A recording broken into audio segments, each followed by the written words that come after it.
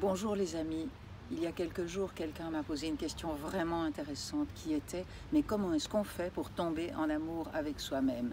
Et je me suis dit que c'était vraiment une question intéressante parce que le sujet vaut la peine d'être creusé dans le sens que tant que je ne suis pas en amour avec moi-même, tous mes actes et toutes mes paroles vont quelque part être imprégnés de cette quête d'amour si je ne me le donne pas à moi-même.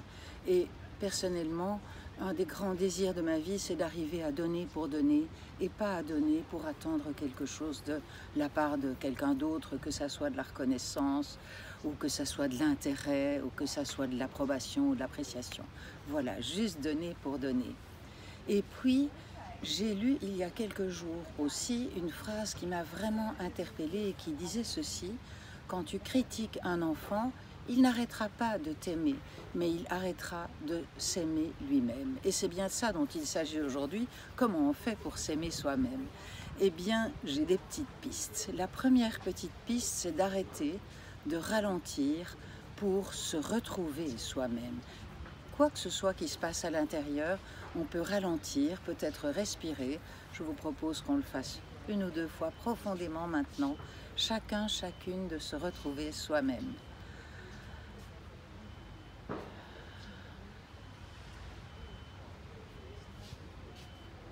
Et dans cette retrouvaille avec soi-même, par une simple respiration et peut-être laisser passer toute cette agitation qui peut-être nous anime, toutes ces pensées qui nous traversent, peut-être dans cette attitude-là de ralentissement, ma vie intérieure va se simplifier.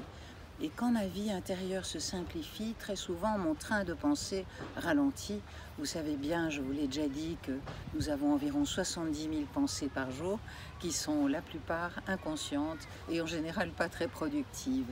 Donc est-ce que je peux ralentir mon train de pensée pour laisser une forme de vide s'installer et ne plus être préoccupé par 1000 choses à faire, par ce qu'on pense de moi, ou ne plus me laisser envahir par mes pensées négatives à mon propre propos.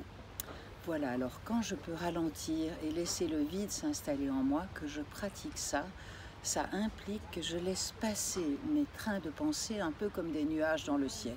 J'imagine que là, je ne vous apprends rien. Voilà, mais par contre, ce qui vaut la peine d'être mentionné, c'est que quand je laisse mes pensées me traverser sans m'y accrocher, ça veut dire qu'en quelque sorte, je lâche toutes mes croyances négatives, toutes mes loyautés aux pensées négatives qui m'habitent. Et là, je peux lâcher les négativités qui m'empêchent de m'aimer moi-même. Alors si ça ne suffit pas, si je n'arrive pas à lâcher suffisamment ces pensées, il y a bien sûr la communication non violente, dont vous savez que je suis fan. Et la première chose à faire, c'est de ralentir pour mesurer ce que je me raconte. Et là, une fois que je me raconte quelque chose, j'imagine que si je ne m'aime pas moi-même, je me raconte quelque chose de pas trop sympa vis-à-vis de moi-même, du genre « tu seras jamais assez bon » ou « tu seras jamais assez bonne ».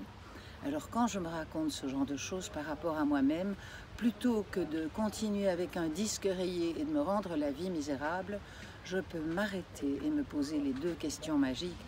Comment je me sens quand je me dis ça? Et peut-être je peux mesurer que je me sens triste, je me sens découragée, je me sens peut-être démunie aussi, et je vais déjà accueillir cette tristesse ou ce découragement. Tout simplement, je vais m'accueillir moi-même, un peu comme je prendrais un enfant dans les bras, plutôt que de renforcer le fait qu'il ne croit pas en lui, ou qu'il ne se trouve pas assez bon, ou qu'elle ne se trouve pas assez bonne.